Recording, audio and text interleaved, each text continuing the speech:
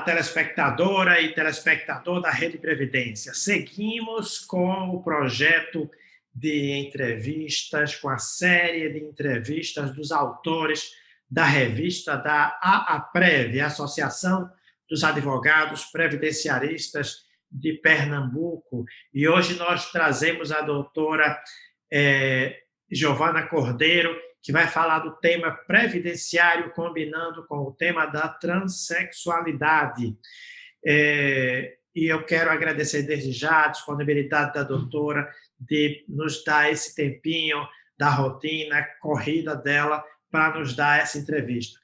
Como você sabe, nós temos entrevistado várias autoras, vários autores da revista. A revista é um projeto da APREV, que eu tive a honra e o prazer de coordenar, e veio aí a parceria da Rede Previdência com a APREV de transformar em vídeos preparatórios, introdutórios, atrativos para a revista, vídeos no nosso canal. Então, vamos saber um pouquinho quem é a doutora Giovana Cordeiro. A doutora Giovana Cordeiro é advogada, assessora jurídica do regime próprio de previdência social, é especialista em direito do trabalho e processo do trabalho, LLM em direito previdenciário e processo previdenciário, pós-graduanda em direito previdenciário e processo previdenciário, é membro da Comissão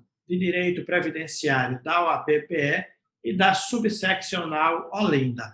Ela é também associada à APREV, a nossa Associação de Advogados. Doutora, eu quero agradecer muito a sua presença, quero agradecer muito a sua participação, parabenizar pelo tema escolhido e perguntar o que te levou a escrever sobre esse tema, o que te atraiu para escrever esse artigo sobre esse tema. Boa tarde, Ricardo. Eu quero dizer que é um prazer estar aqui, né? Te parabenizar não só pelo trabalho da coordenação da revista, todo o teu empenho, toda a tua dedicação, vários autores te aperreando ao mesmo tempo, e assim, você realmente teve uma atuação excelente, né? Sensível, além de toda a dedicação. Parabenizar também pelo Rede Previdência, eu acompanho, e por essa iniciativa, né, de trazer, de dar a voz aos autores dos artigos nesse canal que já tem sido uma referência para quem trabalha com previdência, né? Eu já tenho aí algum tempo de regime próprio e eu tenho acompanhado, né, o teu canal, e é sempre muito bom, sempre muito interessante, sempre acrescenta, né? Às vezes, quando a gente está muito tempo atuando com determinada matéria, a gente acha que já viu tudo, né? E depois, aos poucos, quando a gente participa, quando a gente assiste, né, a gente vai vendo que sempre tem mais para aprender, né? E, assim, respondendo a tua pergunta, o que me levou a tratar sobre esse tema, né, a questão da transexualidade, e mais especificamente da concessão à aposentadoria à pessoa transexual no Brasil, com critérios diferenciados em razão do gênero, foi um caso prático. Em decorrência da minha atuação com regime próprio, eu fui procurada por uma servidora trans, né? Eu nunca tinha pensado nessa situação, e ela, ao ser investida no cargo público de provimento efetivo, ela ainda se denominava como pertencente ao gênero masculino, né? Embora a identificação dela com o sexo oposto tivesse origem na infância, mas ela ainda não tinha conseguido se redesignar.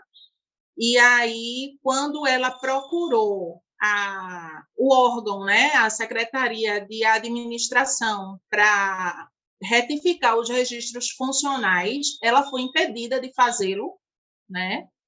E não só foi impedida, como ela foi informada que não alimentasse nenhuma expectativa para o momento da aposentadoria, né? Na ocasião, ela diz que o servidor foi até, de certa forma, irônico, como se ela quisesse se beneficiar com a redução etária, né? E no tempo de contribuição exigidos para as pessoas do sexo feminino.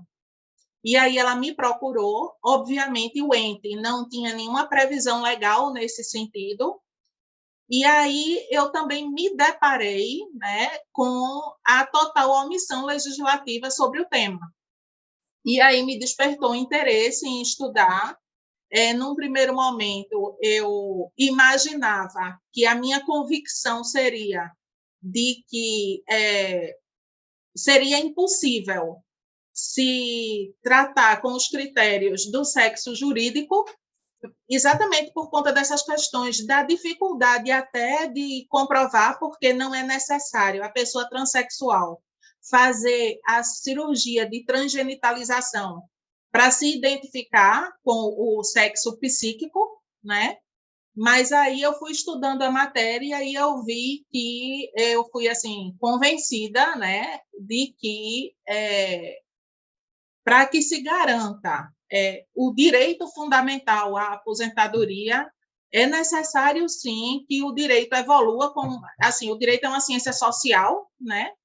E a gente vê aí inúmeras situações de que o direito tem que acompanhar as transformações da sociedade, e eu acho que essa é mais uma delas. Então, isso me despertou um grande interesse pelo tema.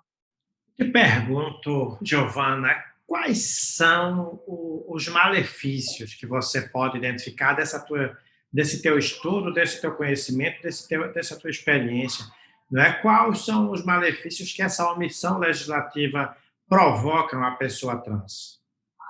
Vê, Ricardo, eu pude identificar, fazendo esse estudo, né, que os transtornos são muitos, e eles vão desde os aspectos subjetivos, né, porque a pessoa transexual, ela se sente discriminada, excluída, né, e assim, e ela já teve, em regra geral, ela já teve que conviver com essa situação ao longo da vida, né?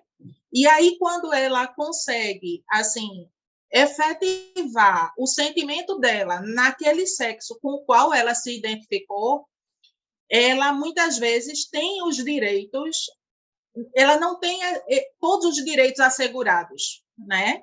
Então, assim, as questões subjetivas que vão desde esses transtornos mesmo, sentimento de menos-valia, porque além de se sentir rejeitadas e excluídas, essas pessoas têm um sentimento de menos-valia, né? Até as questões objetivas propriamente ditas, né? De modo especial, a gente analisando os aspectos previdenciários, no campo da concessão de benefícios, não é? Porque, como não há uma previsão legal, então a pessoa transexual, para ela ter o seu direito efetivamente concedido, ela precisa se socorrer da prestação jurisdicional, né? Ficando à mercê da convicção do julgador, que pelas peculiaridades da matéria, possivelmente teremos decisões contraditórias, né? E, assim, na minha concepção, inclusive, eu acho que compromete a segurança jurídica, porque a gente vai ter aí uma decisão reconhecendo e outra não reconhecendo, né? Então, assim, ao longo do estudo, eu fiquei cada vez mais convencida da necessidade, né, da positivação, da previsão legal dessa situação da pessoa transexual. Giovana, a Quinta Vara Federal da Justiça Federal do Rio Grande do Norte, ela reconheceu a uma filha transexual de militar, né, essa condição. Qual é a sua opinião sobre essa decisão? Como é que você vê essa decisão? Aproveito para deixar o microfone aberto e pedir que você fale sobre alguma coisa que eu eventualmente não te perguntei, né, e que você acha que é interessante realçar do seu artigo. Certo. Vê, Ricardo, assim, essa decisão é recente, é do começo desse ano, e, assim, eu achei muito interessante, porque a gente já teve, há alguns anos atrás, uma situação de uma filha de um militar. A gente sabe que as pensões para as filhas dos militares, elas são vitalícias, e aí ela fez a modificação, né? Ela é uma transexual e ela passou a se identificar com o sexo psíquico, né? E as Forças Armadas cortaram essa pensão, porque ela deixou de pertencer ao gênero feminino. E aí, nessa decisão da Quinta Vara do Rio Grande do Norte, eu achei essa decisão muito positiva, inclusive para que se abrindo um precedente, não é? Porque assim, o juiz, o magistrado teve uma sensibilidade muito grande, porque embora a época do óbito do instituidor, a filha já se identificasse com o sexo feminino, inclusive os autos mostram que testemunhos de pessoas que diziam que ela já se identificava com o sexo feminino. A época do óbito, ela pertencia ao gênero masculino, né?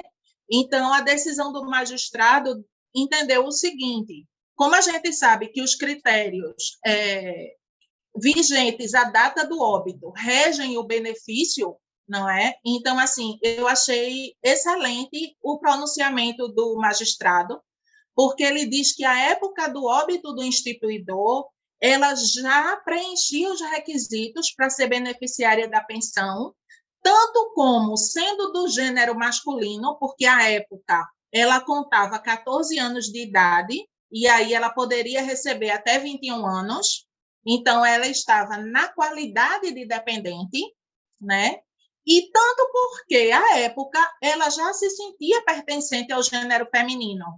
Então, ele entendeu que a época do óbito, embora a redesignação dela tenha acontecido muitos anos após, o magistrado entendeu que a época do óbito ela já preenchia os requisitos, porque ela já se identificava como mulher.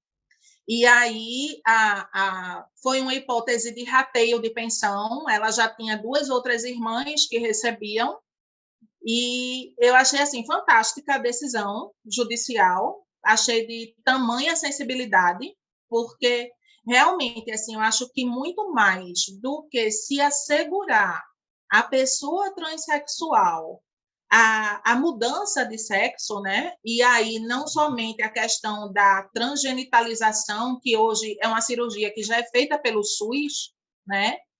Mas eu acho que o direito avançou muito no sentido de reconhecer que não basta, não é necessário a cirurgia de transgenitalização, porque ela é uma cirurgia de alto risco. Então, a alteração do sexo jurídico já é reconhecido. E eu acho que, principalmente na nossa área, né, no campo do direito previdenciário, isso também precisa evoluir, né? Porque sendo o direito previdenciário um direito social fundamental, né? A gente, assim, urge essa normatização, né? Porque a gente tem todo um ordenamento jurídico baseado no princípio da dignidade da pessoa humana, né? Então, eu entendo que não basta assegurar essa nova identificação, mas precisa também garantir os direitos dela decorrentes, né? Eu acho que a decisão foi assim fantástica nesse sentido. A sensibilidade do magistrado foi muito interessante.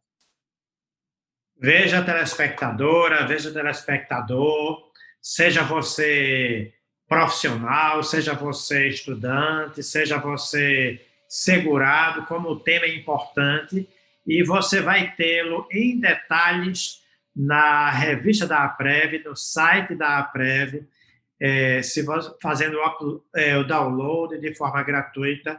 Então, eu recomendo, é leitura obrigatória para todos nós. Parabenizá-la, Giovana, pela escolha do tema, pela abordagem do tema. Eu li seu artigo, está muito bom, recomendo para todas as pessoas e muito obrigado. Obrigada também, Ricardo, e estou à disposição. Muito obrigada pelo Valeu. espaço.